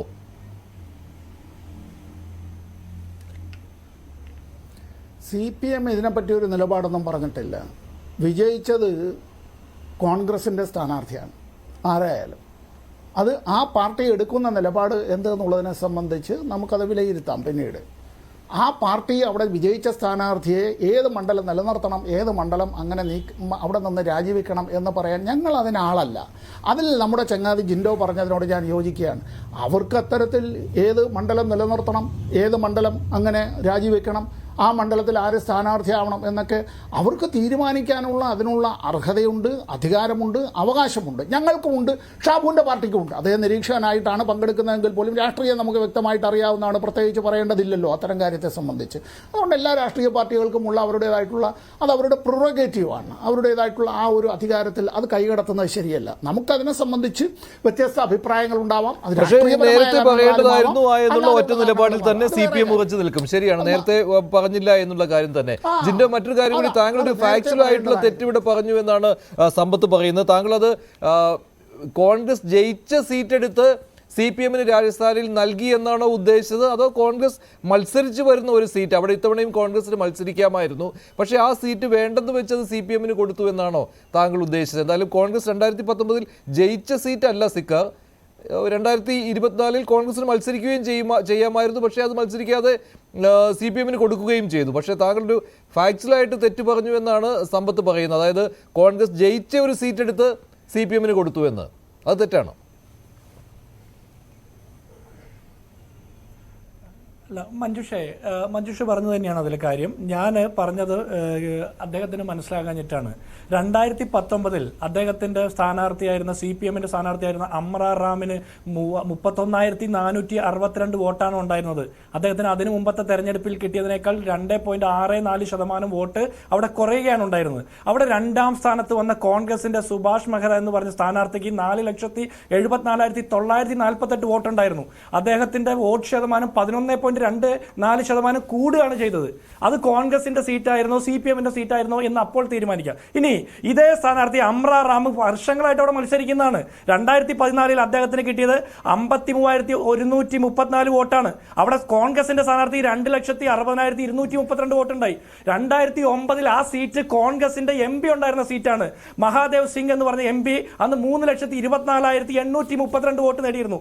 അന്ന് ഈ അമ്രാർ റാമിനുണ്ടായിരുന്നത് എത്ര വോട്ടാണെന്നും കൂടി നോക്കണം. CPM അവിടെ കാലങ്ങളായിട്ട് മത്സരിക്കുന്നു എന്നുള്ളതിനപ്പുറം CPM-ന് ഇപ്പോൾ അവിടെ നിന്ന് ഒരു MP-യെ സൃഷ്ടിച്ചു കൊടുത്തത് കോൺഗ്രസ് നൽകിയ ഒരു സംഭാവനയായിട്ട് കണ്ടാൽ മതി. നിങ്ങൾ എന്റെ ഫാക്ച്വൽ എറർ നോക്കണ്ട. 2004 അമ്രാർ റാമിന് 66,241 വോട്ടേ ഉണ്ടായുള്ളൂ. കോൺഗ്രസിന് 3,12,863 വോട്ടുണ്ട്. ഇതേ അമ്രാർ റാം 2024 6,59,300 വോട്ടായിട്ട് വോട്ട് വർദ്ധിപ്പിക്കുന്നുണ്ടെങ്കിൽ കോൺഗ്രസ് പണിയെടുത്ത കോൺഗ്രസിന്റെ കൊടിയുടെ തണലിൽ പോയി ബൂത്തിൽ കയറി ഇരുന്ന് നിങ്ങൾ ജയിച്ചതാണ്. അത് അംഗീകരിക്കണം. ഫാക്ച്വൽ എറർ ഒന്നും ഞാൻ പറഞ്ഞിട്ടില്ല. കോൺഗ്രസിന്റെ സിറ്റിംഗ് ആയിട്ട് കോൺഗ്രസ് മത്സരിച്ച് ജയിച്ചിട്ടുള്ളതും ജയിക്കാൻ സാധ്യതയുള്ളതുമായ ഒരു മണ്ഡലം, നിങ്ങൾ ഒരു കാലത്തും ജയിക്കാൻ സാധ്യതയില്ലാത്ത ഒരു മണ്ഡലം നിങ്ങൾക്ക് വിട്ടു തന്ന തന്നെയാണ്. പിന്നെ എന്റെ ഫാക്ച്വൽ എറർ അല്ലെങ്കിൽ എന്റെ ഭാഷാശുദ്ധിയൊക്കെ പരിശോധിക്കുന്നതിന് മുമ്പ് താങ്കൾ ആദ്യം പോയി ഭാഷാശുദ്ധിയുടെ ക്ലാസ് എടുക്കേണ്ടത് കേരളത്തിന്റെ മുഖ്യമന്ത്രി പിണറായി വിജയനാണ്. അദ്ദേഹത്തിന്റെ ആ നികൃഷ്ട നിഘണ്ടു ഒന്ന് തിരുത്തി പറയാനെങ്കിലും പറയണം. അറ്റ്ലീസ്റ്റ് ആ കൂർലസ് തിരുമേനിയെ വിളിച്ചതെങ്കിലും ഒന്ന് മാറ്റി പറയാനായിട്ട് ഒന്ന് പറഞ്ഞിട്ട് എന്നെ പോലുള്ള പാവപ്പെട്ടന്മാരെ ഉപദേശിക്കാൻ താങ്കൾ വരണം. രണ്ടാമത്തെ, താങ്കൾ പറഞ്ഞ പല ഘട്ടങ്ങളായിട്ട് അല്ല സ്ഥാനാർത്ഥികളെ അനൗൺസ് ചെയ്തതെന്ന്. ഞങ്ങൾ പല ഘട്ടങ്ങളായിട്ടാണ് സ്ഥാനാർത്ഥികളെ അനൗൺസ് ചെയ്തത്. CPM അങ്ങനെയല്ല ചെയ്തതെന്ന് താങ്കൾ പറഞ്ഞത് ശരിയാണ്. കാരണം CPM-ന് മത്സരിക്കാൻ അധികം സീറ്റ് ഉണ്ടായില്ലെന്നേ. CPM അധികം മത്സരവും നടത്തിയിട്ടില്ല. അതുകൊണ്ട് നിങ്ങൾക്ക് പല ഘട്ടങ്ങളായിട്ട് ചെയ്യേണ്ട കാര്യം ഉണ്ടായില്ല. ഞങ്ങൾ ഈ ഇന്ത്യ മുഴുവൻ മത്സരിക്കുന്ന ഒരു പാർട്ടിയാണ്, ഇന്ത്യ മുഴുവൻ പ്രചരണം നടത്തുന്ന ഒരു പാർട്ടിയാണ്. 7 ഘട്ടങ്ങളായിട്ട് തെരഞ്ഞെടുപ്പ് നടന്ന ഒരു ഇലക്ഷനിൽ ഞങ്ങളുടെ സ്ഥാനാർത്ഥികളുടെ ലിസ്റ്റ് പല ഘട്ടങ്ങളായിട്ടാണ് തീരുമാനിച്ചതും പല ഘട്ടങ്ങളായിട്ടാണ് അനൗൺസ് ചെയ്തതും. ഇനി ഞാനൊരു കാര്യം ചോദിക്കട്ടെ. രാഹുൽ ഗാന്ധി ഒഴിയുന്ന ഒരു മണ്ഡലത്തിൽ, അദ്ദേഹത്തിന്റെ ഹൃദയത്തോട് ചേർത്ത് നിർത്തിയ ഒരു മണ്ഡലത്തിൽ, അദ്ദേഹത്തിന്റെ ഹൃദയത്തിന്റെ ഭാഗമായിട്ടുള്ള പ്രിയങ്ക ഗാന്ധിയെ ഞങ്ങൾ മത്സരിപ്പിക്കുന്നതിൽ നിങ്ങൾക്ക് എന്താണ് പ്രശ്നം? നിങ്ങൾക്ക് എന്താണ് പ്രശ്നമെന്നെങ്കിലും പറയും. അറ്റ്ലീസ്റ്റ് നേരത്തെ പോയിന്റ് ബ്ലാങ്കിൽ നിർത്തിയെന്ന് താങ്കൾ പറഞ്ഞില്ലേ, ആ ചോദ്യത്തിനുള്ള ഉത്തരമെങ്കിലും ഒന്ന് കൃത്യമായിട്ട് ഒന്ന് പറയാൻ പറ്റുമോ? ഇനി BJP-യുടെ പ്രതിനിധി പറയുന്നത് കോൺഗ്രസിൽ കുടുംബ പാർട്ടിയാണ്, നെഹ്റു കുടുംബത്തിന് മാത്രമാണ് പ്രസക്തി എന്ന്.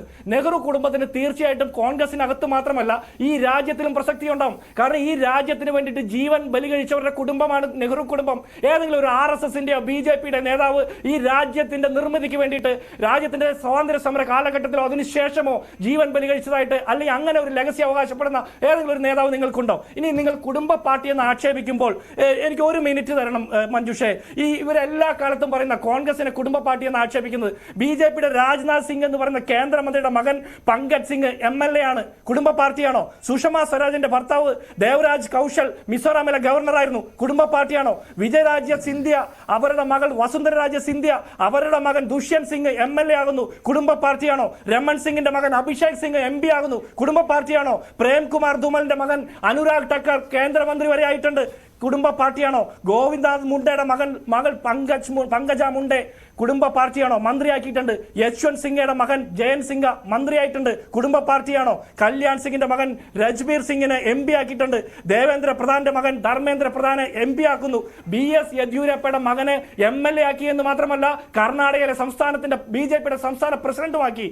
കുടുംബ പാർട്ടിയാണോ എന്ന് നിങ്ങൾ പറയണം. വേണ്ട, നിങ്ങൾ ഗാന്ധി കുടുംബത്തെ കുറ്റം പറയുന്നില്ലേ? മേനക ഗാന്ധിയെയും വരുൺ ഗാന്ധിയെയും നിങ്ങൾ മത്സരിപ്പിക്കുന്നു, മന്ത്രിയാക്കുന്നു, MP ആക്കുന്നു. കുടുംബ പാർട്ടിയാണോ എന്ന് പറയണം. പീയൂഷ് ഗോയലിന്റെ അച്ഛനാരായിരുന്നു? വേദ് പ്രകാശ് ഗോയൽ കുടുംബ പാർട്ടിയാണോ? കിരൺ റിജുവിന്റെ അച്ഛനാരായിരുന്നു? റിജിൻ ഖേരു കുടുംബ പാർട്ടിയാണോ? പറയണം. ലാൽജി ടണ്ടന്റെ മകൻ അശുതോഷിനെ നിങ്ങൾ MLA ആക്കുന്നു. ഇങ്ങനെ 100 കണക്കിന് ഉദാഹരണം ഈ രാജ്യത്തെമ്പാടും പറയാനുണ്ട്. നിങ്ങൾ കോൺഗ്രസിനെ കുടുംബ പാർട്ടി എന്ന് പറയുന്നത് ഒരു രാഹുൽ ഗാന്ധിയോ ഒരു പ്രിയങ്ക ഗാന്ധിയോ രാഷ്ട്രീയത്തിൽ പ്രവർത്തിക്കാൻ രംഗത്ത് വരുമ്പോൾ കുടുംബ പാർട്ടി എന്ന് ആക്ഷേപിക്കുമ്പോൾ 100 കണക്കിന് ഉദാഹരണങ്ങൾ അപ്പുറത്ത് BJPയുടെ ചേംബറിൽ ഇരിക്കുന്നുണ്ട് എന്ന് ഓർത്തിട്ട് വേണം വിമർശിക്കാൻ. ശരി ഷാബു, മറുപടി. അതോടൊപ്പം തന്നെ നമുക്ക് മറ്റൊരു വിഷയം കൂടിയുണ്ട്. ഈ നിയമസഭാ ഉപതെരഞ്ഞെടുപ്പിൽ കൂടി ഇത് ഊർജ്ജമാകുമെന്ന് കോൺഗ്രസ് കണക്ക് കൂട്ടുന്നുണ്ട്. കേരളത്തിൽ ചേലക്കരയിലും പാലക്കാടും അതും കോൺഗ്രസിന്റെ ഒരു ആത്മവിശ്വാസമാണല്ലോ. 2019 വയനാട്ടിൽ രാഹുൽ ഗാന്ധി വന്ന് മത്സരിക്കാൻ തീരുമാനിച്ചത് കേരളത്തിലെമ്പാടും UDFന് ഒരു നേട്ടമുണ്ടാക്കി എന്ന് വിലയിരുത്തൽ നടന്നതാണ്. അത് കോൺഗ്രസും UDFും മാത്രമല്ല വിലയിരുത്തിയത്, കേരളം ആകെ വിലയിരുത്തിയ ഒരു കാര്യമാണ്. ആ ഒരു എഫക്റ്റ് ഇത്തവണ നിയമസഭാ ഉപതെരഞ്ഞെടുപ്പിൽ പോലും പ്രതിഫലിക്കും എന്നുള്ള ഒരു പൊതുവായ ഒരു വീക്ഷണമുണ്ട്. അതിനോട് താങ്കൾ യോജിക്കുന്നുണ്ടോ? ഒപ്പം ജിൻഡോയുടെ ഇപ്പോഴത്തെ മറുപടി ഉണ്ടല്ലോ, അതിനുള്ള വിശദീകരണം കൂടി താങ്കൾ നൽകിയാലും.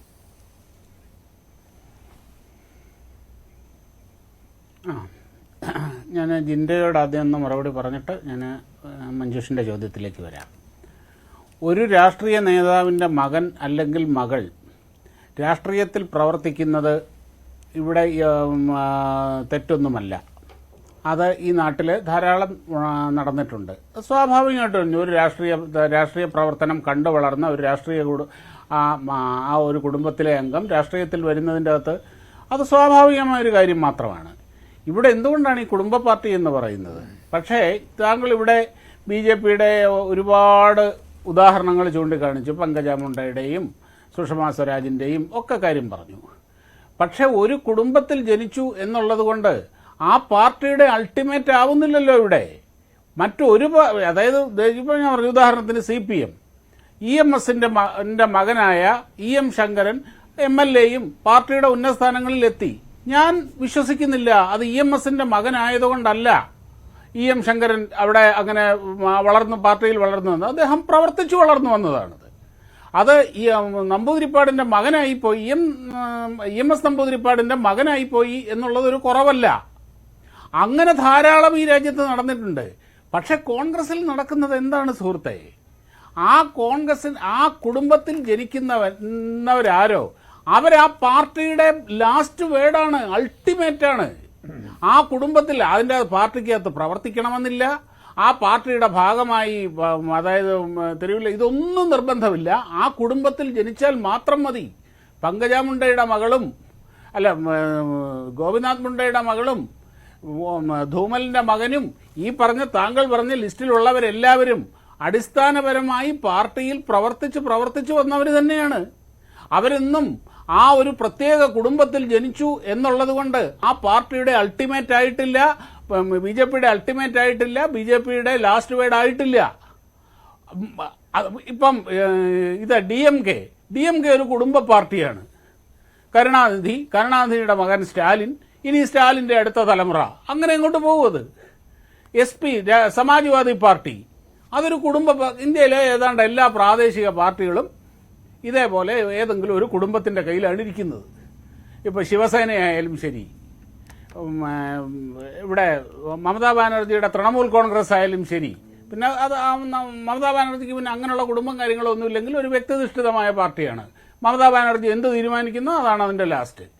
അങ്ങനെ ഒരു അവസ്ഥ ഇപ്പം ഇവിടെ ഇല്ലാത്തൊരവസ്ഥ അവകാശപ്പെടാവുന്നത് ഞാൻ തുറന്നു സമ്മതിക്കുന്നു. അതൊന്ന് CPMനും CPIക്കും BJPക്കും ഒക്കെയാണ്. കോൺഗ്രസിന് അത് പറ്റില്ല. ശരി ഞാൻ നിയമസഭാ ഉപതെരഞ്ഞെടുപ്പിന്റെ കാര്യത്തിലേക്ക് വന്നാൽ ഈ പാലക്കാട്ടെ നിയമസഭാ ഉപതെരഞ്ഞെടുപ്പ് അത് BJP കൂടി കണ്ടുവെക്കുന്ന ഒരു സീറ്റാണല്ലോ. പക്ഷെ ഈ ഒരു സർജിക്കൽ സ്ട്രൈക്ക് ഉണ്ടല്ലോ, പ്രിയങ്ക വന്ന് മത്സരിക്കുന്നത്, അത് വയനാട്ടിൽ മാത്രമല്ല മറ്റിടങ്ങളിലും പ്രതികരണം ഉണ്ടാക്കിയാൽ അവിടെ BJP-യുടെ ഒരു പ്രതീക്ഷ പോലും മങ്ങും. LDF-ന് മാത്രമല്ല കുഴപ്പമുണ്ടാക്കുന്നത്.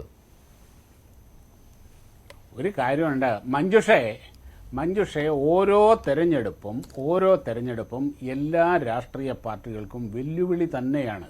പണിയെടുത്ത് തന്നെയേ ജയിക്കാൻ കഴിയുള്ളൂ. ഇപ്പം ഇവിടെ പാലക്കാട് കഴിഞ്ഞ തവണ ബഹുമാനപ്പെട്ട ശ്രീധരൻ വളരെ ക്ലോസ് ഫൈറ്റിലാണ് അവസാനം ഷാഫി പറമ്പിലിന്റെ മുമ്പിൽ തോറ്റത്. ഷാഫി പറമ്പിൽ അങ്ങ് ഈസിയായിട്ട് ജയിക്കുകയായിരുന്നു അവിടെ? അല്ലല്ലോ, വളരെ കഷ്ടപ്പെട്ടാണ്. അങ്ങനെ വേണമല്ലോ ഒരു തെരഞ്ഞെടുപ്പിൽ ജയിക്കാൻ. അതുപോലെ തന്നെ ഇതിപ്പം കോൺഗ്രസിനെ സംബന്ധിച്ചിടത്തോളം അവർക്ക് പ്രിയങ്ക ഗാന്ധിയുടെ വരവ് ഒരു ഊർജമാണ് എന്ന് അവർ കരുതുന്നു. അത് തീർച്ചയായിട്ടും BJP അങ്ങനെ ഒരു അഡീഷണൽ ആയിട്ടുള്ള ഒരു വെല്ലുവിളി വന്നു കഴിഞ്ഞാൽ അതിനെ നേരിടാൻ BJP തയ്യാറായേ പറ്റുള്ളൂ. ശരി, അത് സമ്പത്തിനോട് ചോദിക്കുമ്പോൾ സമ്പത്ത് നിങ്ങളെ ആശങ്കപ്പെടുത്തുന്ന മറ്റൊരു പ്രധാന ഘടകം ഇതാണല്ലോ. തയ്യാറെടുപ്പുകൾ നടത്തണം. പാലക്കാടും ചേലക്കരയും നിങ്ങളെ ഭയപ്പെടുത്തുന്നുണ്ടല്ലോ. 2019 രാഹുലിന്റെ വരവ് പോലെ പ്രിയങ്ക അവതരിക്കുകയാണ് വയനാട്ടിൽ. അത് പാലക്കാട്ടും ചേലക്കരയിലും പ്രതിഫലിച്ചാൽ അത് LDF-നും ദോഷകരമായി മാറും. പാലക്കാട് ഒന്നാമത്, LDF മൂന്നാമത് നിൽക്കുന്ന മണ്ഡലമാണ്.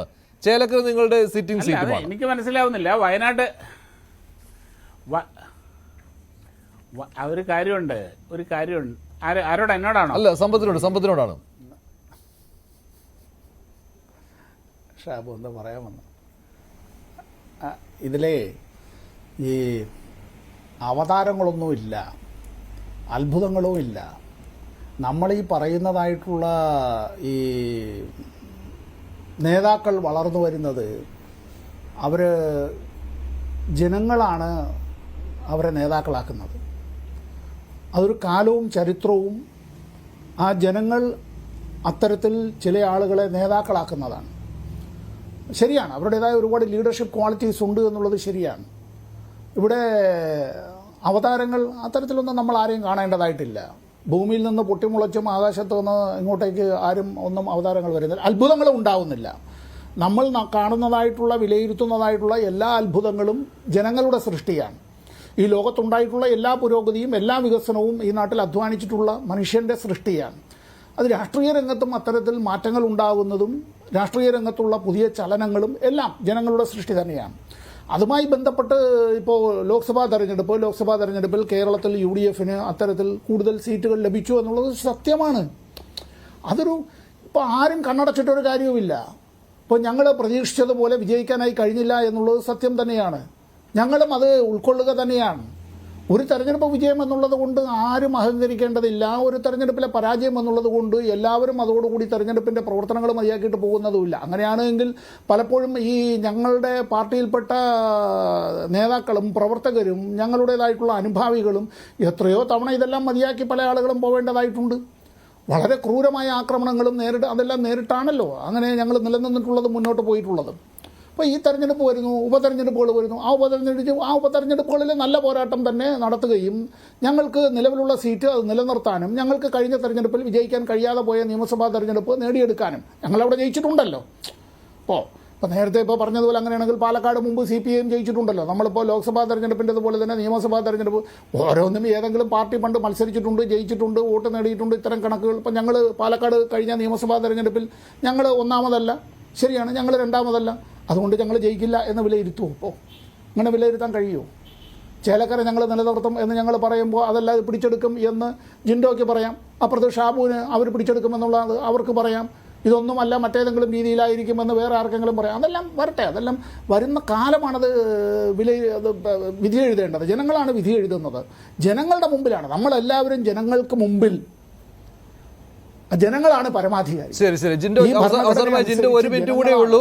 ഈ പാലക്കാടും ചേലക്കരയും കൂടി നിങ്ങൾ ലക്ഷ്യമിടുകയാണല്ലോ. അത് ഈ പ്രിയങ്ക ഘടകം ആ ഒരു എഫക്റ്റ് ഉണ്ടാകാൻ പോകുന്നു എന്ന് സംസ്ഥാന കോൺഗ്രസ് ആഞ്ഞു വിശ്വസിക്കുന്നുണ്ട്. അതുകൂടി അവരുടെ ഈ ആഘോഷങ്ങൾ, ഈ ഒരു ആവേശം കാണിക്കുന്നുണ്ട്. ഈ പ്രിയങ്ക വന്നിറങ്ങിയത് ഈ രണ്ടിടത്തും പ്രതിഫലിക്കുമെന്ന്. പക്ഷെ അങ്ങനെയൊന്നുമില്ല, അതൊരു ക്ലോസ് ഫൈറ്റ് തന്നെ ആയിരിക്കുമെന്ന് LDF കണക്ക് കൂട്ടുന്നു. BJPയും അങ്ങനെ തന്നെ. അല്ല മഞ്ജുഷ, മഞ്ജുഷ അതിലേക്ക് വരുന്നതിന് മുമ്പേ ഞാനൊരു മിനിറ്റിൽ ഒരു കാര്യം പറയാം. BJPയുടെ പ്രതിനിധി ഈ മക്കൾ എവിടെ പ്രവർത്തിച്ചു വളർന്നു വന്നു എന്നൊക്കെ പറയുന്ന ഈ യെദ്യൂരപ്പയുടെ മകൻ BY രാഘവേന്ദ്ര ഏത് കമ്മിറ്റിയിലാണ് പ്രവർത്തിച്ചു വളർന്നു വന്നത്? നേരിട്ട് മത്സരിക്കുകയാണ് MLA ആയിട്ടും ഒക്കെ ആയിട്ട് MP ആയിട്ടൊക്കെ. DMKയും മമതാ ബാനർജിയുടെ പാർട്ടിയും ശിവസേനയും ഒക്കെ കുടുംബ പാർട്ടിയാണെന്ന് ആക്ഷേപിക്കുന്നു. ഇവരൊക്കെ ഒരു കാലത്ത് നിങ്ങളുടെ മുന്നണിയിലുണ്ടായിരുന്നു, വാജ്പേയി മന്ത്രിസഭയുടെ കാലത്തൊക്കെ. അന്ന് നിങ്ങൾ അറിഞ്ഞില്ലേ കുടുംബ പാർട്ടിയാണെന്ന്? ദുഷ്യന്ത് ചൌട്ടാലയും ചിരാഗ് പാസ്വാനും TDP അടക്കമുള്ള പാർട്ടികൾ കുടുംബ പാർട്ടിയാണെന്ന് നിങ്ങൾ പറയുന്ന കണ്ടീഷനിലുള്ളതാ. അതൊക്കെ ഇപ്പോഴും നിങ്ങളുടെ കൂടെയുണ്ട്. അപ്പോൾ നിങ്ങൾ അംഗീകരിക്കുന്നുണ്ട് ആ സിസ്റ്റത്തെ. അപ്പോൾ നിങ്ങൾക്ക് രണ്ട് നിലപാട് പാടില്ല. പിന്നെ മഞ്ജുഷ ചോദിച്ച ഒരു കാര്യം, പാലക്കാടും ചേലക്കരയും ഞങ്ങൾ 100% ആത്മവിശ്വാസത്തോടെ ഈ തെരഞ്ഞെടുപ്പിനെ ഫേസ് ചെയ്യാൻ പോകുന്നു. പ്രിയങ്ക ഗാന്ധിയുടെ വരവോടെ എന്ന് മാത്രമല്ല, കേരളത്തിലെമ്പാടും UDFന് അനുകൂലമായിട്ടുള്ള ഒരു സാഹചര്യമുണ്ട്, ഭരണവിരുദ്ധ തരംഗമുണ്ട്. അതെല്ലാം കൃത്യമായിട്ട് ഞങ്ങൾ ജനങ്ങളുമായിട്ട് സംവദിച്ച് ഈ 2 സീറ്റിലും നിയമസഭാ സീറ്റിലും ജയിക്കാനുള്ള സാഹചര്യം ഒരുക്കിക്കൊണ്ട് തന്നെയാണ് ഞങ്ങൾ മുന്നോട്ട് പോകുന്നത്. ഞങ്ങളുടെ ഇലക്ഷൻ പ്രവർത്തനങ്ങൾ ഞങ്ങൾ എപ്പോഴേ തുടങ്ങിക്കഴിഞ്ഞു. ശരി, നന്ദി ശ്രീ ജിൻഡോ, ശ്രീ A. സമ്പത്ത്, ശ്രീ ഷാബു പ്രസാദ് പ്രൈം ഡിബേറ്റിൽ പങ്കെടുത്തതിന്. ഇന്നത്തെ പ്രൈം ഡിബേറ്റിലെ ചോദ്യം ഇതായിരുന്നു: പ്രിയങ്കയുടെ വരവ് പാലക്കാടും ചേലക്കരയും UDFന് ഗുണം ചെയ്യുമോ? ഗുണം ചെയ്യുമെന്ന് 73% പ്രേക്ഷകർ, ഇല്ല എന്ന് 23%.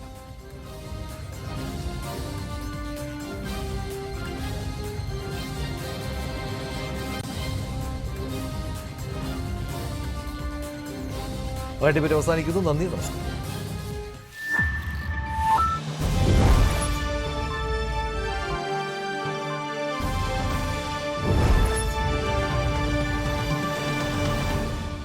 നാടൻ നൽകിയ